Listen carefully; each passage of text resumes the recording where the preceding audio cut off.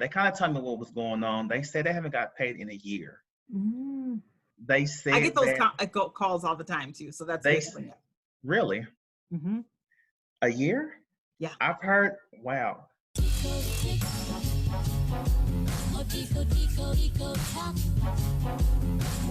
So this is going to be a brand new series, guys, where I'm going to interview stateside medical billing businesses who are operating within the United States. I may expand out to international businesses, but for now, it's going to be the ones that are in the States. These medical billing businesses are established, open, running, taking clients, and they specialize in many different specialties. Okay, today I'm joined by Deion Whorton Sr., CEO and founder of PCS Revenue Cycle Management that is located in Houston, Texas. Thank you for joining me today, Deion. How are you? I'm good. And yourself? Fine, thank you. You're going to be my first interview, so I'm super excited. I have been following you for a while. I know you're down in Houston, Texas, and you started out specializing in mental health billing, but I know you've expanded to other specialties. Just give me a little bit of information about your medical billing company. What are you about? Sure. So I started my company earlier in 2020, specializing in behavioral health and mental health services, residential treatment centers as well. I'm passionate about behavioral health, mental health services. I'm an advocate for it. I received these services as a child, and it molded me into the individual I am today. Okay, nice. Okay, so I understand. So Houston, Texas, what have you found? I know personally in Houston, Texas, that there is a huge need for mental health services, which is pretty common in the South, a lot in the Midwest regions too. So I know in those areas, the mental health and substance abuse issues are really kind of like it's an epidemic. And it's, even though we're not really covering those things right now in the news because of other things that are kind of taking precedent, the election, the pandemic, all of that kind of stuff, those things are really still raging and the need is super big in those areas. What have you found in your local area of Houston? What about the need for these types of services? It's definitely a need. Due to this pandemic, a lot of people are turning to drugs as a way to cope and not seeking out. They're scared to get treatment because of the current pandemic. They're scared they're going to get COVID-19. So some go, some don't, but that's what I've experienced. Yeah. I've also known, I have some clients and some people that I mentor, they're kind of, the practitioners that are starting out with this tend to be independent. There's tons of independent practitioners. And they go out initially doing their own billing and they quickly realize that they need help because it's an epidemic. So they may start out with 5 or 10 clients, and by the end of the month, they've got maybe 30 or 40. And then they realize that their own billing is not, they can't sustain it. So when you take over these types of accounts for these types of practitioners, tell us what is the process and how they would get started in signing up for your services, because you're an expert in that. Like, how do you take them from them doing it themselves to taking over for them? Okay, so I offer a free analysis of their current billing process, and so I tell them exactly what they're doing incorrectly and how I'll be able to help them maximize their reimbursement. So once I do the analysis, I let them know that I can increase their reimbursement by up to 20%, get their payments faster by billing electronically. I also offer weekly reports, monthly reports for my clients, weekly meetings, whether it's Zoom or if they're too busy, I can send emails about updates on their accounts. I offer insurance verification of benefits because that's very important, because most claims are denied because benefits aren't verified appropriately. I noticed that some practitioners, they place that blame on the client and they're not asking the right questions. And some policies, every policy is different. If you have Blue Cross Blue Shield, you have millions of Blue Cross Blue Shield policies and they're all different. Some have unlimited benefits and some have benefits max. So let's say one plan may pay 20 therapy visits a year and one may pay 50 and one may pay unlimited. Well, someone needs to call the insurance company to find out exactly what the benefits are. If they have utilized their benefits, they need to know exactly how many units have been used so they don't go over, and know if there's any co-pays that's due up front. Exactly. I'm glad that you mentioned that because you mentioned a few things, but I like the fact that you can increase their revenue by 20%. See, a lot of people, especially when they're private practitioners or if they're in like a small to medium sized group, they see the idea of going out to an outsourcer. They see money that they got to pay. But what they don't understand, and I'm glad you brought out, is that when you have a professional company doing this for you, they will be able to increase your revenue. So anything you're paying them is really not going to affect their bottom line, because most practitioners, I think there was a study out recently, I'm going to try and find it and put a screenshot up, that most people are collecting around 70%, 75% of their allowable. And that is from their in-house billing team. But when you have a specialized company doing it, you can increase your allowable collections from 70 to 75% up to maybe 90%, right?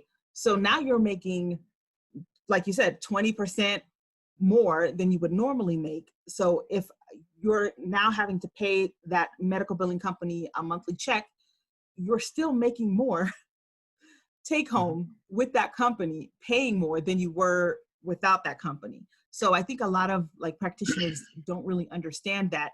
And it's hard to kind of get that out to them, that will increase your revenue as well as, so you don't really have to worry about, right now you're in the mindset of, oh, I'm only collecting, I'm only making $5,000 a month. I don't want to pay a person this much money. When if you were to get that right person in place, you would be making $10,000 a month. Mm-hmm.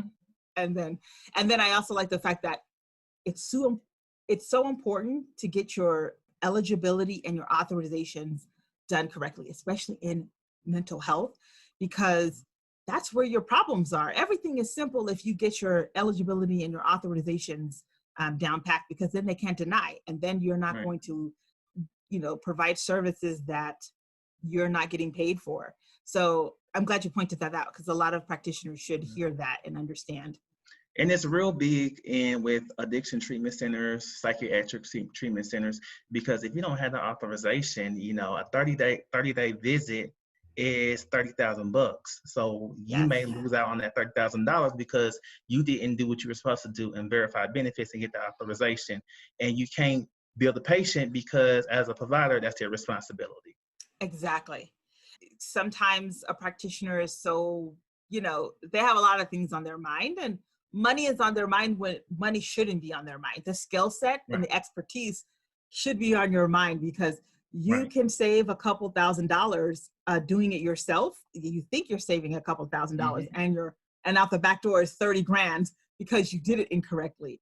The reason for this series is to kind of really explain on a personal and back-end level to practitioners why, if you don't have the skill set in-house and you're not really able to do it, outsourcing is your best route, because that'll increase your revenue, because now you have free to see as many patients as you want to see and as many patients as you can, and you can be sure that you're collecting as close to 100% of allowable as possible, because currently you're probably only collecting around 70% of allowable. So you're leaving 30% right on the table as a loss that you can't get back.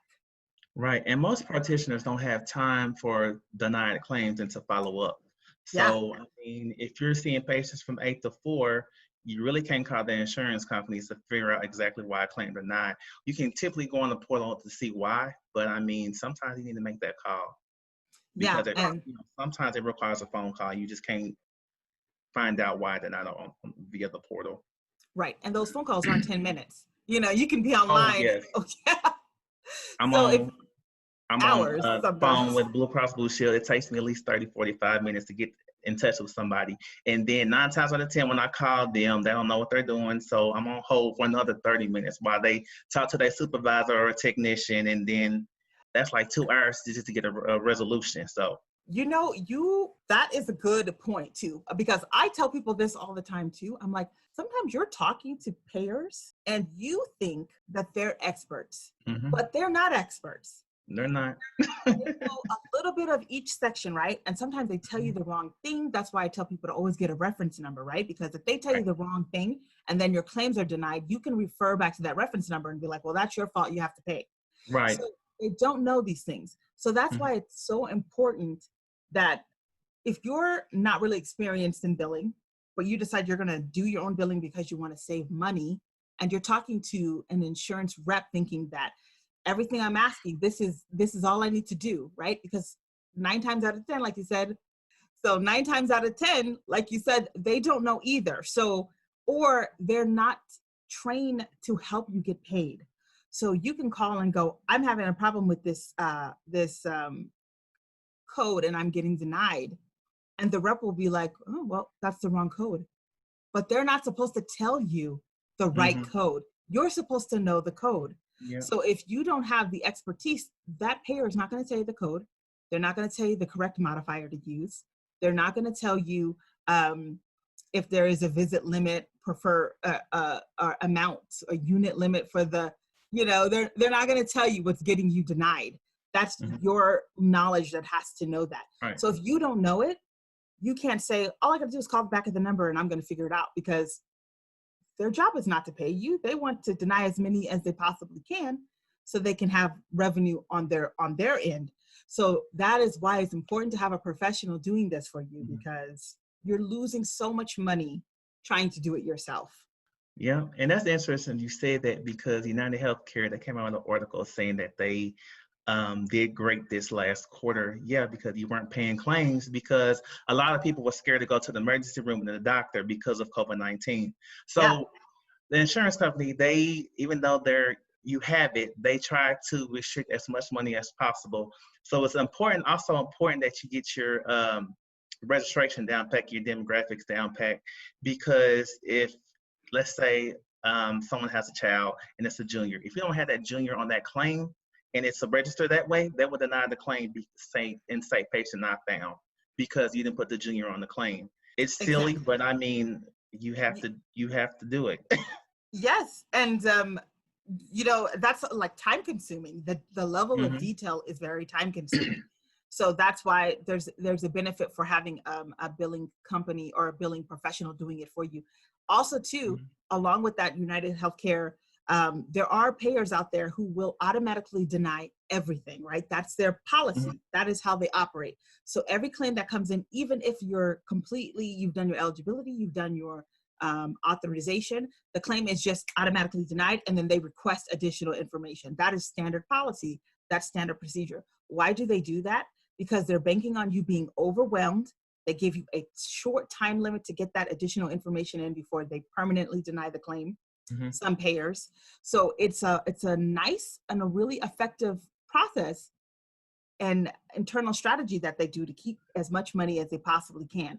So if you're working in a clinic and you're pushing out hundreds of claims a day, and these insurance payers automatically deny and expect your billers to then provide them with additional information, they give them a short window to do this.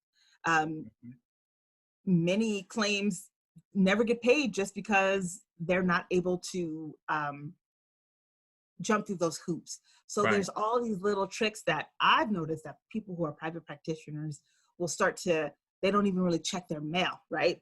They're not really checking a lot of the mail unless it's a check.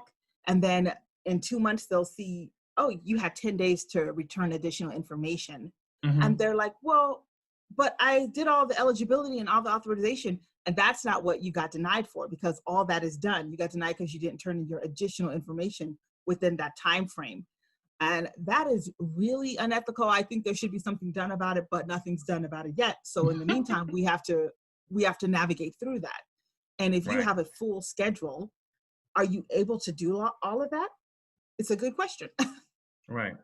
Tell me a little bit about things you've seen in terms of tactics that payers have used so that they didn't have to pay, certain things that a practitioner should have to look out for, and then kind of explain the time involved in navigating these kind of traps that some of the payers set for you. One thing I've noticed, particularly at the last place of employment I was working at, is the diagnosis code, unspecified code. Payers hate unspecified codes. ICD-10 is so specific that unspecified codes are not applicable anymore.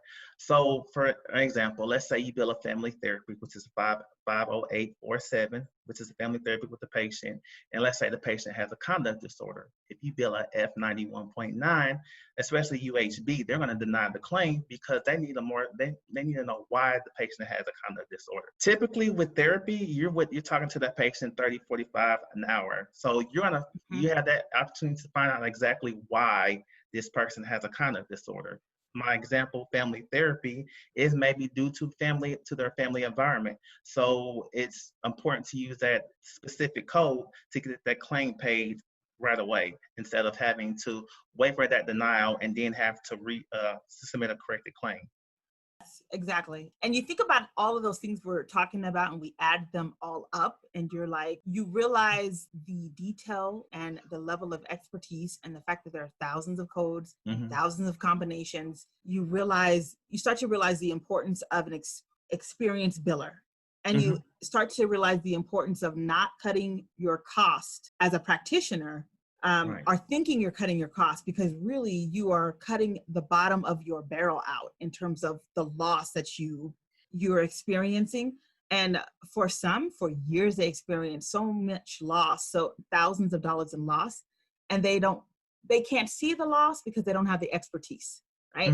They don't know how much money they're losing, but they're losing a ton because it's just so detailed and so tricky to navigate this. I actually had someone who called me. It was a referral for a potential client. They kind of told me what was going on. They said they haven't got paid in a year. They said I get those calls all the time too. So that's really a year. Yeah, I've heard. Wow. So I get calls all the time from practitioners around the country who are looking for my services and they need a lot of help. And they're having trouble getting paid, or their current medical billing company is not sending their checks. They're not being reimbursed. What are your experiences with this? Have you seen any of these examples that really stood out to you that might be helpful to other practitioners who may be experiencing the same things? Yes. You also want to make sure that the claim is billed correctly. Doctors and practitioners and clinicians, they move around. Some they go with bigger hospitals, or they go to a doctor's office. But it's particularly in mental health, there are contract practitioners that have their own business. They have their own tax ID, their own NPI. So contractors, they go to different facilities and they provide services. But let's say that contractor has utilize a billing company. Well, that billing company was billing the claims with the facility's tax ID, and their claims were coming back as out of network because that facility was out of network, but the provider was. And so in order to fix that, you need to bill it with that company's tax ID and make sure their NPI matches in box 33A. Yes. So that's you bringing that up makes me realize, like, oh yeah, there's so many different elements to making sure that claim goes through properly and that you get paid. And you don't think about it as a biller. Like, we're a medical biller. So we've been doing it for so long, so many years, we have so much experience with it. It's just natural for us to know those things. That isn't even really something that I would even really point out if I was going to tell somebody about it. I just would know to check it. But if you're a private practitioner, or you're trying to do in-house biller, or your billers are not that experienced, they would not naturally know that. And that would be a lot of loss. And you're right, practitioners move around a lot. And that's an important aspect of billing. So I had a serious experience with a mental health provider that hadn't been paid in almost a year. Over a year, but for some of the claims, but almost a year for many of them. So I was able to get them paid because some of them, a lot of the providers that he worked with, or payers, had a year timely. But there were a few that he lost permanently because he couldn't get them. And it did have a lot to do with the tax ID and in-network, out-of-network, so he was confused about that. He had privileges in hospitals that he was then trying to bill, and those were getting messed up. And also for certain government plans, he didn't know that there were third-party processors. So you couldn't just send it right to Medicaid. In some states, you had to send it to another payer that was processing it for those government agencies. So he wasn't aware of that, and he was losing some of his money. So there are a lot of like things that go on in the background that an expert is the only way to go in terms of knowing these things, because that's what we do. We get paid to keep up on all of those things. Behavioral health services always, well, not always, most of the time they have carve-out plans. Blue Cross Blue Shield of Texas, they are notorious for using Beacon Health options Yes. as a Beacon third Health. party. Yeah. Oh, that Beacon Health. I'm sure people who are watching this interview, they know about Beacon Health. Now, one thing I like about Beacon, I don't know if it's different, but they have like a year timely filing limit. Yes, they do. So I do like that. So yeah. I think that it's really interesting in terms of like all of the things that are allowed to kind of go on in the industry to delay, confuse, and ultimately deny. And it's a whole industry behind it, multi-billion-dollar industry behind it. So it always is more beneficial to have a professional who is trained and ready to head on and deal with that type of stuff head on than someone who is trying to see patients and trying to focus on their community. And that's where most of their attention lies. And then as a side point, trying to do billing. You won't have it in you to fight that big machine. So I know that you're based in Houston, Texas, and that's where a majority of your clients are, but you're able to get clients from all over the country. Do you prefer just to deal with Houston practitioners, or are you able to bill for people who are like maybe in North Dakota and California and Florida? I'm open nationwide.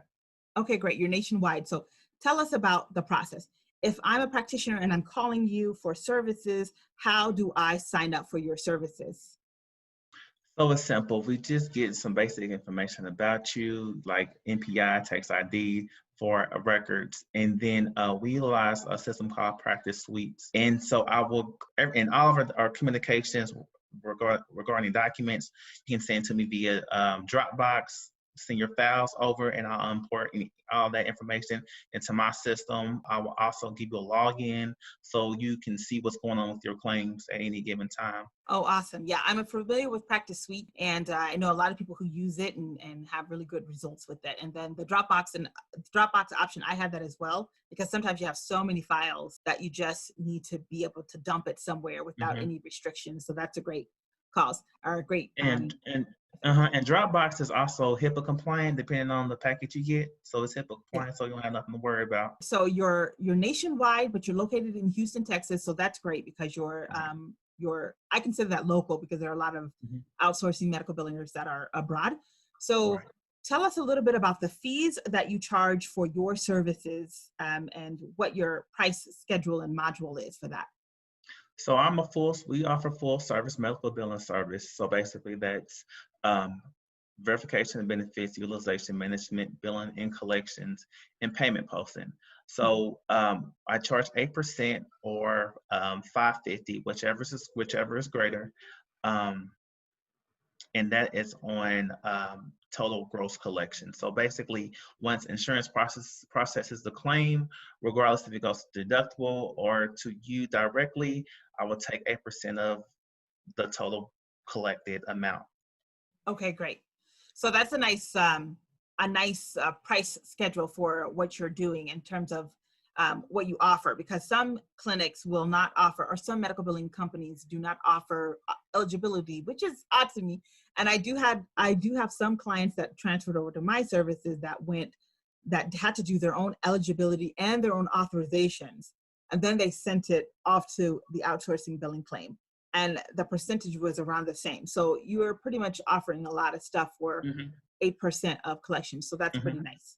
From the time I sign my contract with you, how long does it take you to get me up and running and you start sending out my claims? It takes a week to 3 weeks to get it set up in the system. However, if you have any AR reports that you can give me, I can start working on those right away. Also, I've talked to some other billing companies that don't freely give up the billing information once you terminate the contract.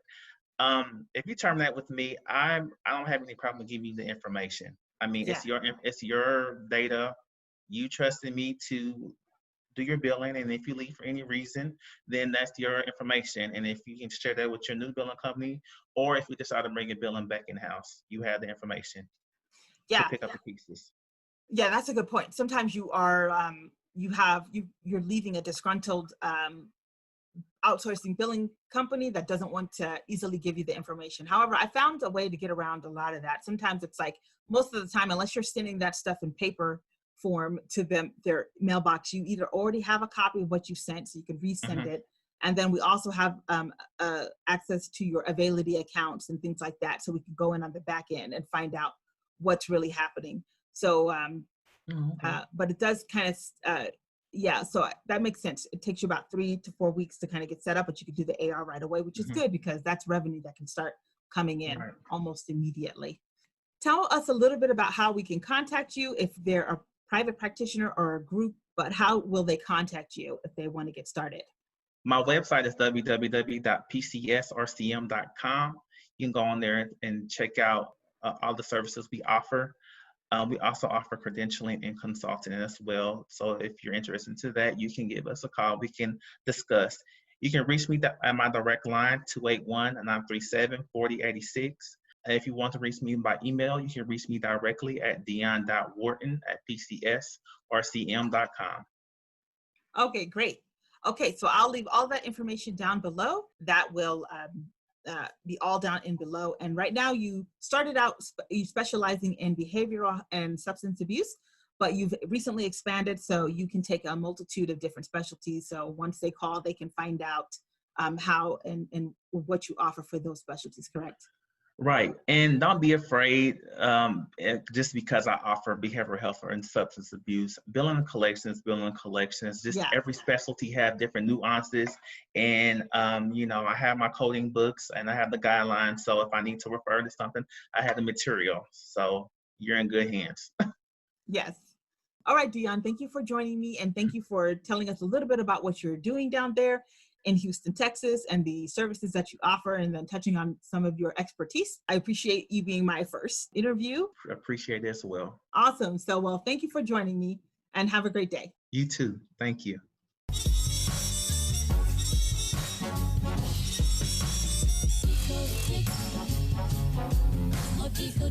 Eco Talk. Hey.